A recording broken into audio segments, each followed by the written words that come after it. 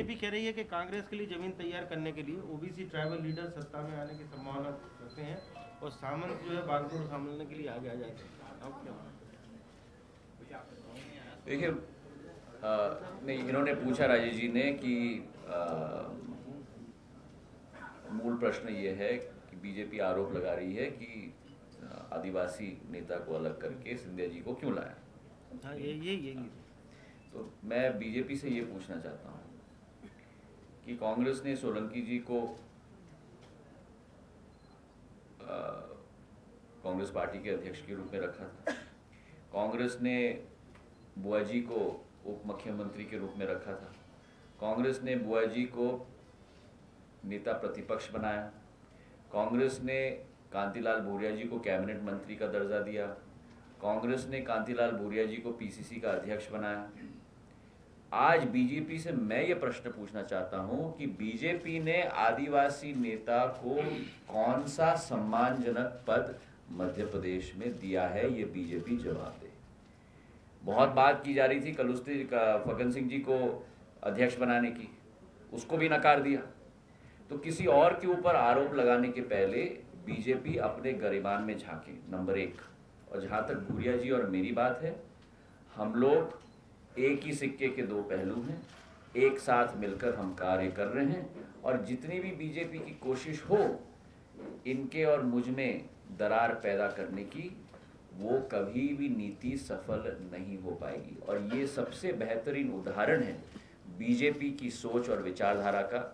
BJP इस बात में विश्वास रखती है कि किस तरह हम लोगों को तोड़ पाएं, इस बात पर नहीं कि किस तरह हम लोगों को जोड़ पाएं। ये एसटी से रंजन श्रीवास्तव का सवाल है। कुछ दिनों पहले कांग्रेस के कुछ दो नेताओं ने ये कहा था कि शिवराज सिंह चौहान की छवि अच्छी है इसलिए उन पर अटैक नहीं करना चाहिए, आपका क्या कहना है?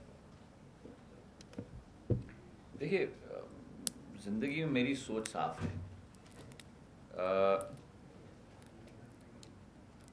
नीतियों का पूरी तरह से जोरदार विरोध होना चाहिए।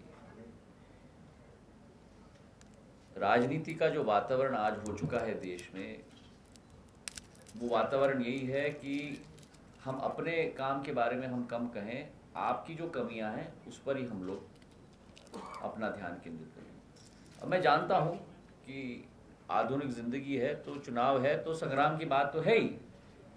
इस सरकार की विफलताओं को मैं एक बतौर एक मैं उजागर करूंगा, पर मेरी सोच विचारधारा कभी नहीं है व्यक्तिगत आरोप में, पर ये मेरे मूल्य और सिद्धांत है।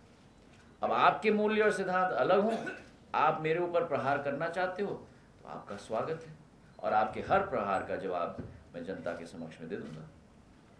ये टाइम्स ऑफ इंडिया से सुचेंद्र गुप्ता का सवाल है कि जो 2 बार से कांग्रेस चुनाव हार रही है और आपको 2 महीने पहले जिम्मेदारी दी गई है, मात्र 2 महीने का वक्त आपको मिला है, तो इस हार को जीत में बदलने के लिए आप कैसे क्या करेंगे, क्या रणनीति है? पहले तो मैं कहूँ ये कि हम, जैसे मैंने कहा है कि हम सब साथ में मिलकर कार्य कर रहे हैं, चाहे कमलनाथ जी हों, दिग्विजय सिंह जी हों, मैं हूँ, पचौरी जी हों, सत्यव्रत चतुर्वेदी जी हों, भूरिया जी हों और अजय सिंह जी हों, हम लोग सब मिलकर कार्य कर रहे हैं। ये एक संयोजक और सामंजस्य के आधार पर हम लोगों की कार्यशैली है।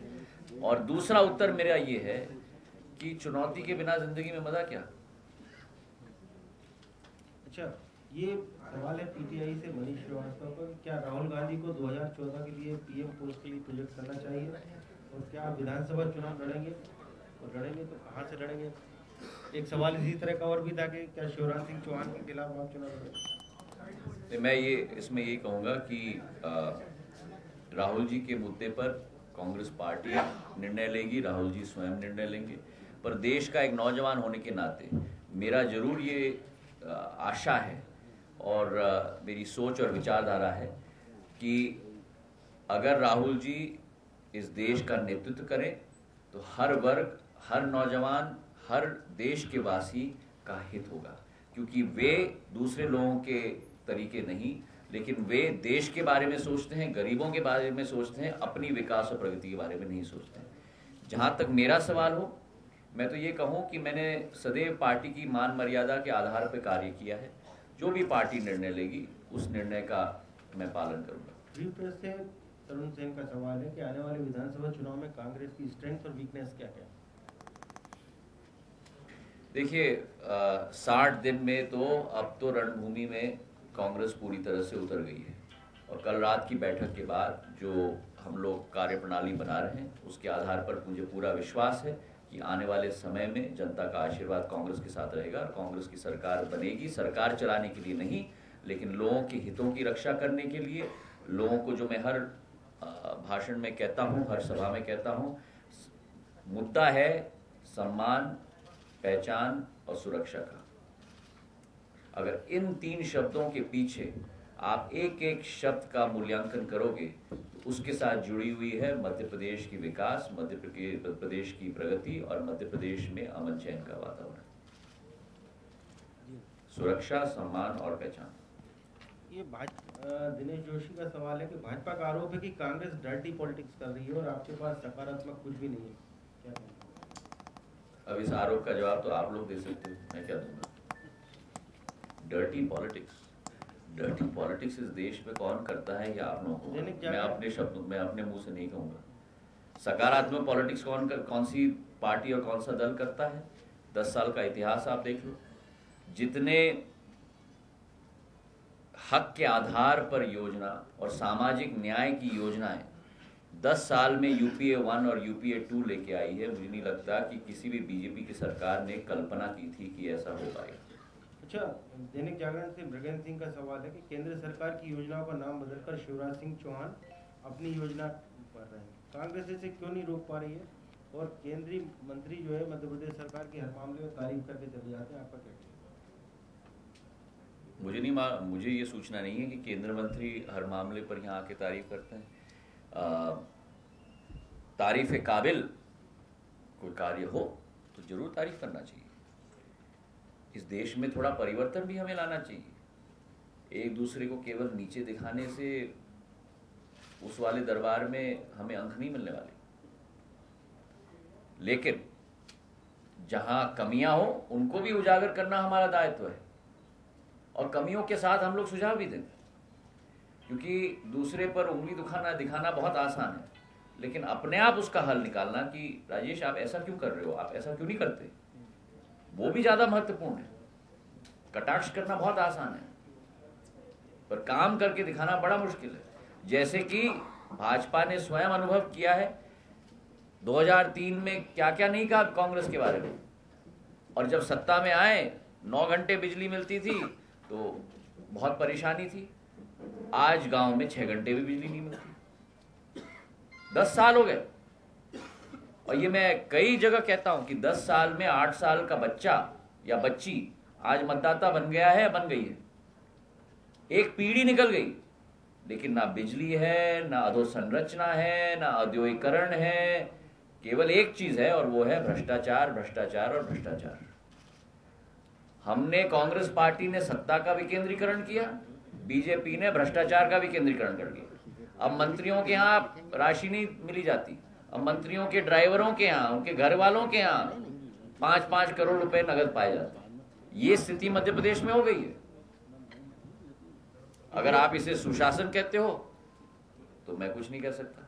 इंडिया न्यूज के राकेश अग्निहोत्री का सवाल है कि क्या आप केंद्रीय मंत्रिमंडल से इस्तीफा देकर अपनी जिम्मेदारी निभाएंगे?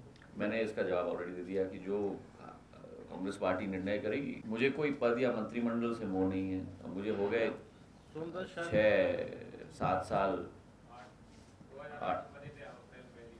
5 साल हो गए। और 5 साल में चाहे मैं राज्य मंत्री रहा हूँ, राज्य मंत्री स्वतंत्र प्रभार रहा हूँ, आप लोगों के साथ मेरी मुलाकात हुई है, मेरे गाड़ी पे एक दिन भी लाल बत्ती नहीं लगी है।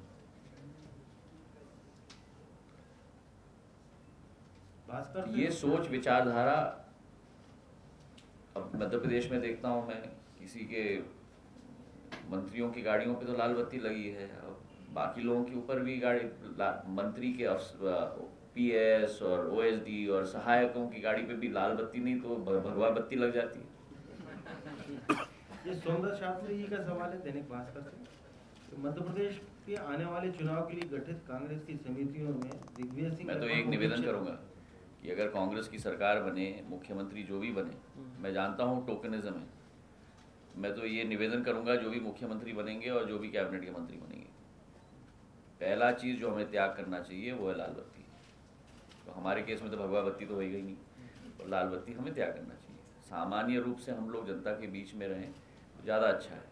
जो चीज़ जनता को हमसे दूर रखे उसे पहले दिन ही हमें त्याग करना चाहिए, क्योंकि ये सब चीज़ें टेम्पररी होती हैं, परमानेंट नहीं है ज़िंदगी में।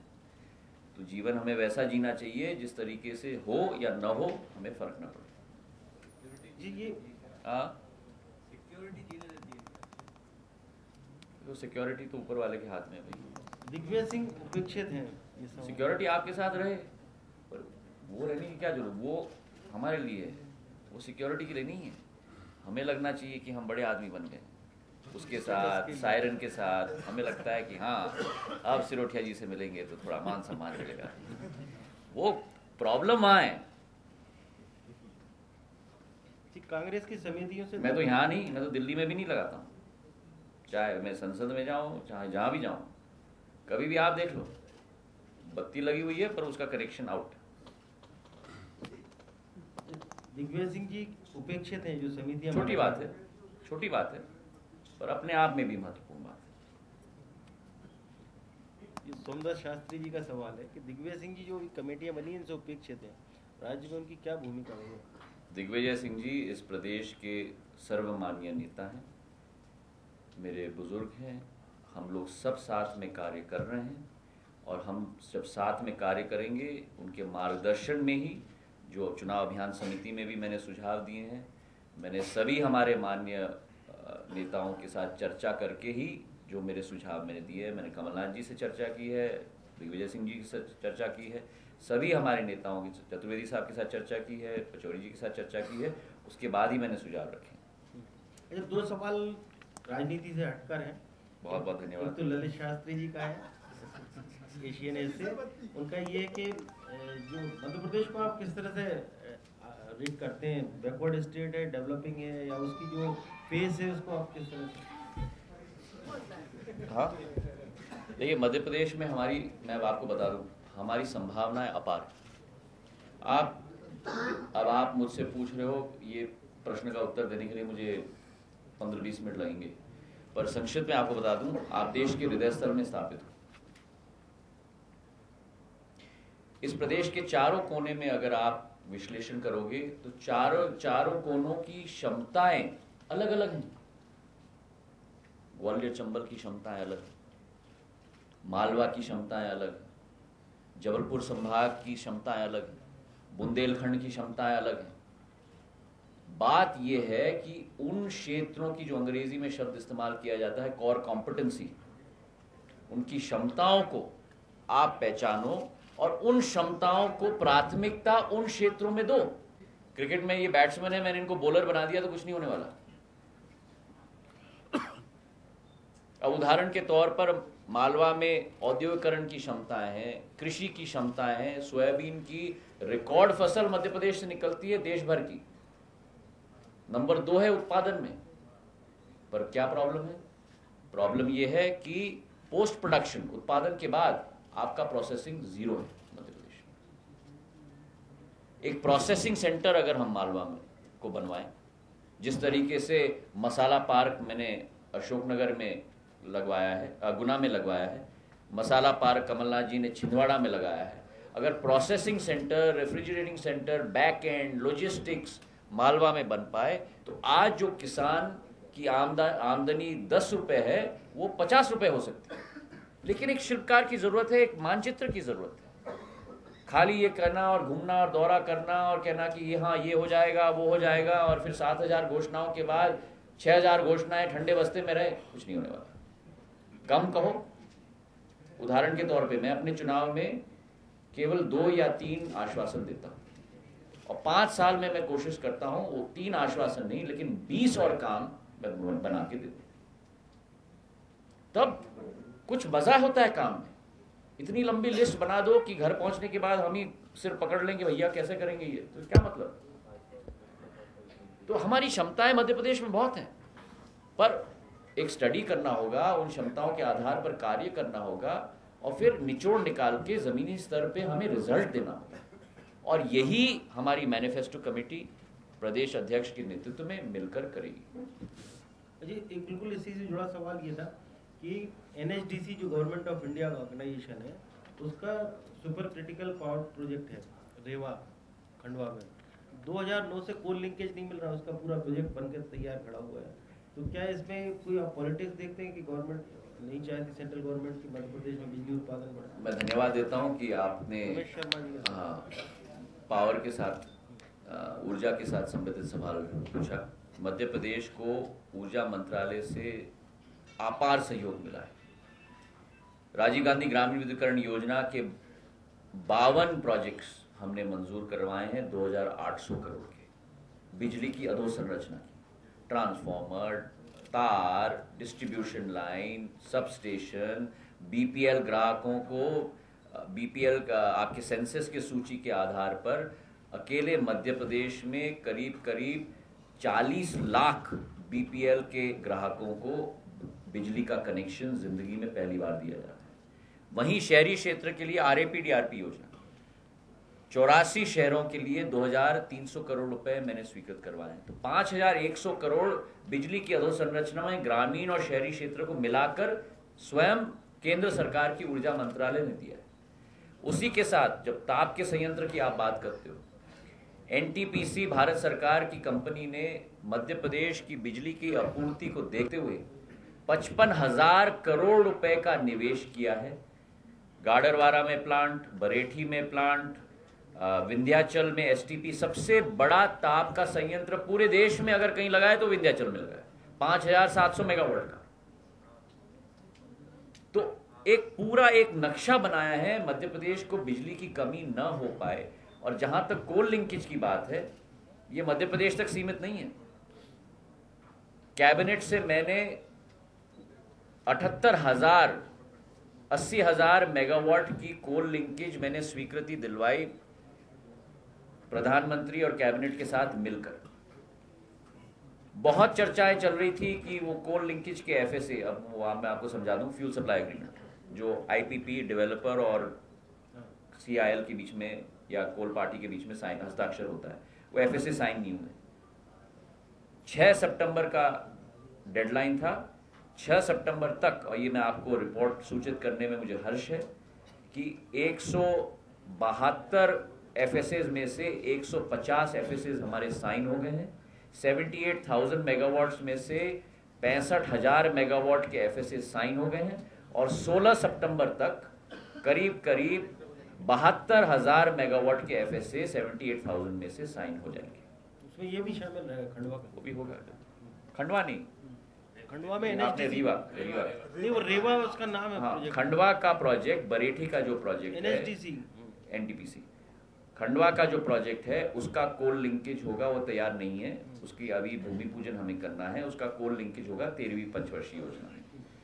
12वीं पंचवर्षीय योजना में विंध्याचल, सासन, बरेठी, इन सबको हम लोग ले रहे हैं। अच्छा, बीजेपी अभी चुनाव में 2003 दिग्विजय सिंह का जो कार्यकाल 10 साल बनाम 10 साल, मतलब 10 साल की तुलना कर रही है, दिग्विजय सिंह के 10 साल और भाजपा सरकार के 10 साल। तो इसमें आपका क्या जवाब है? दिग्विजय सिंह का वाकई कांग्रेस की परेशानी बन रहा है? अब हम लोग चुनाव में हम लोग आए हैं तो हम तुलनात्मक दृष्टिकोण से देखेंगे पटवा जी के 3 साल और वर्तमान की सरकार। तब से बीजेपी लगातार विधानसभा चुनाव में राजनीति की लड़ाई और महल का नेता और खेत खलिहान का नेता में बदलने में लगी है, क्या कहेंगे? शिवराज सिंह चौहान की जन आशीर्वाद यात्रा में नारे लग रहे हैं कि महाराजा नहीं किसान। हाँ, तो मैं एक तो मैं ये कह दूं कि मैं देश का सामान्य नागरिक हूँ। मेरा नाम है ज्योतिरादित्य सिंधिया, ठीक है। मैंने ज़िंदगी में जो भी कोशिश की है, अपने परिश्रम, अपने मेहनत के आधार पर कोशिश की है। जनता का आशीर्वाद जो मुझे अपार मिला है अपने संसदीय क्षेत्र में, वहाँ विकास और प्रगति की मैंने कोशिश की है। और जो ये कहा जा रहा है कि महल और ये वो, तो मेरी दादी के समय में क्या हुआ, तब बीजेपी को महल नहीं दिखे।